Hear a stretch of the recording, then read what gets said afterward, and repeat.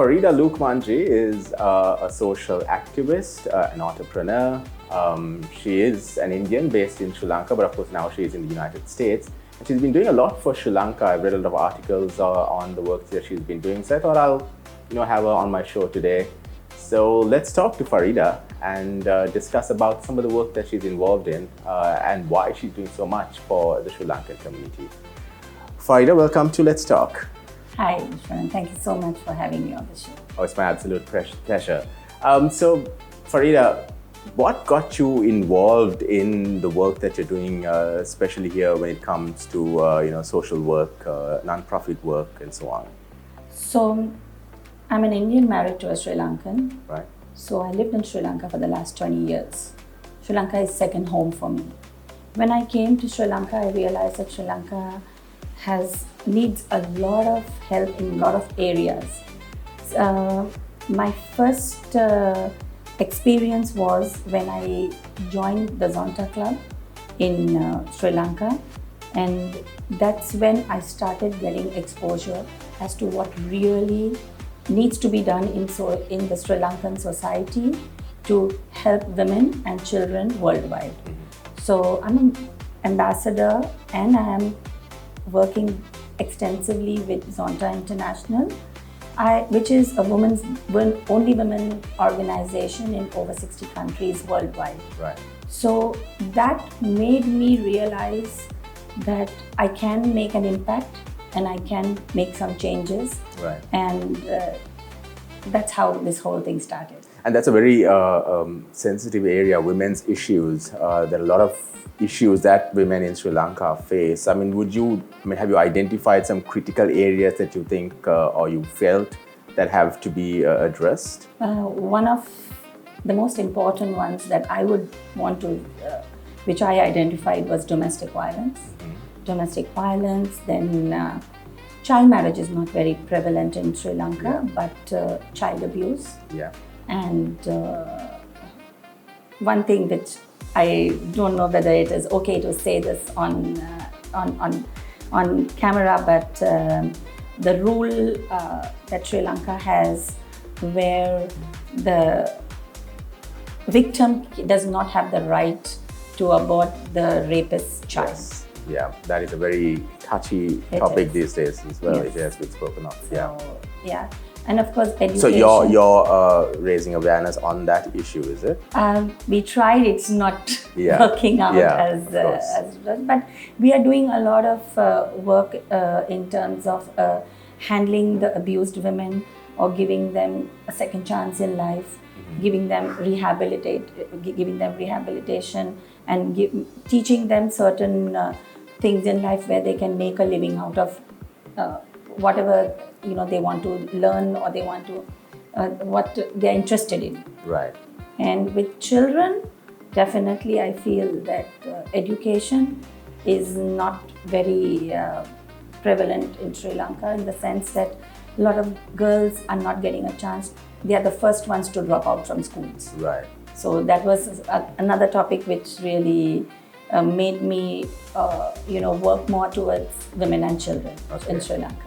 But why Sri Lanka? I mean, I'm assuming some of the same issues are there in India as well. Of course they were there in India, but I lived here, right? Okay. I live here, so I have been living here from the year 2002. Okay. And Sri Lanka gave me my 3 beautiful kids. Right. I'm here. I have amazing friends. I have amazing people. I have people who support me.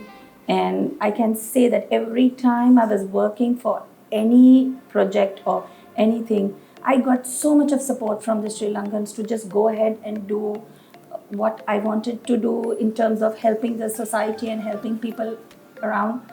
So, I mean, this is home for me. Right. So it's a no-brainer. Okay. I know you're involved in helping women in Hambantota as well, in the farming community. Yes. Let's talk about that as well. I've seen the work that you're doing with a few others as well. Okay, so to the topic of that would be in COVID time, lots of women who own land or co-own land with people selling the land was sometimes the last resort they had Right. to bridge the gap between their daily expenses and whatever. So I have a partner who I work with, Mr. Saman Hettiarachchi, with whom I've already done a lot of projects with. So he came to me saying that there are some women in Hambantota and the areas around who want to actually sell their land so that they can move ahead or do something that they wanted to do. They had to sell their land sometimes to educate their children. Right. Sometimes one piece of land was sold so that they could eat for the next 6 months. Right. And stuff like that. So that time I got together, made a group of the female farmers in the neighboring areas, taught them, or I would say coached them how. I helped them first to keep their land. Okay. Because then my partner's company and we made sure we keep the land safe for them. We taught them to have rotating crops so that they have income from the crops throughout the year. Okay. And not only waiting for the mangoes to come or for the bananas to come or for the fruits to come. Right. So rotating crops help them to sustain their livelihood. And we are also venturing into natural fertilizers, which I intend to start a project with the women farmers where I already have a patent for the natural fertilizer, Okay. which can be used in Sri Lanka in the future. Okay. And are you looking at mass production as well for these? Absolutely, yes. I am looking at mass production in the future. So I want to collaborate with any corporates or any companies who would like to join hands with us, by which we can create a product which is of international standards. We have already created. I just need the infrastructure, or I need help from like-minded partners or corporates who would want to come ahead and help me to fulfill this dream of mine in Sri Lanka. I know because the reason I asked that was because I did speak to your partner as well, Saman Hettiarachchi, about some of the products that he has worked on with you. And there's some interesting stuff there as well. Oh, there is a lot of interesting things coming. This is basically just the tip of the iceberg. We have actually worked very hard for the last 5 years. And now I am also looking at collaborations from overseas, in the sense that I'm going to be associated with the Sri Lanka Foundation in Los Angeles. And I found so many Sri Lankans, and especially Dr. Walter, who is so passionate about doing something, different, great, nice, sustainable in Sri Lanka. So I want to basically become a bridge where I can put together what people want in Sri Lanka, even if they are overseas, and I can make it a reality in Sri Lanka. Through my network. Okay. As a woman, I mean, this is something that I've heard and I see, the challenges women face when they're trying to do so much for communities. Do you feel that as well? Do you feel, or do you see yourself facing a lot of roadblocks, challenges, purely because you're a woman? This is a very touchy question in terms of, if I have to be honest. And please do. Sri Lanka, when I started, first of all, I was looked at as like, why? Right. Like how you asking me, why did I want to do it? Yes. So first they wanted to know what is my motive. Okay. Why is she wanting to do this? Right. And what does she want? Right. Okay, so that was the first roadblock that came. That was like the mental block. Okay. Second came physical problems, like going and working in Batiklo, working in Madhu, going and doing projects in different parts of the country, and language being the barrier. So I first had to cross that. That's why I can say, "Mata Sinhala hariyata katha karanna puluwan," and I understand Tamil. So I have. So that my second block was that. The third and the most I would say, prevalent block which came my way was they do not think that how can I have a vision for them to do something for themselves. Okay. And this was one thing which I felt that why are they restricting people coming to help them? Right. But was this more because you were a woman, or is this because some say you're from a different country, why you should come? Yes, so I am called the so-called Sudunona of when I'm walking there. I mean, Sudunona Villa. Okay. So it was like, but I have also had really good. I have a very good network of the non-profits I work with. Okay. So in Batikalo, in Norelia and other areas, I did water projects and educational projects. I worked with Palm Foundation, which is amazing to work with, and I have no issues whatsoever with them. Then I worked with Give to Lanka. I was in fact a director for Give to Lanka, which was doing educational scholarships for children in Sri Lanka.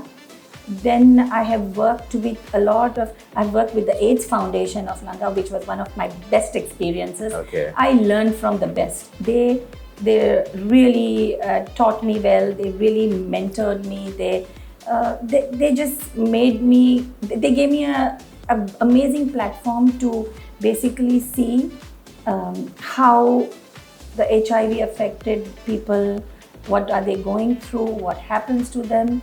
And I got a chance to make a difference in a lot of people's lives. Okay.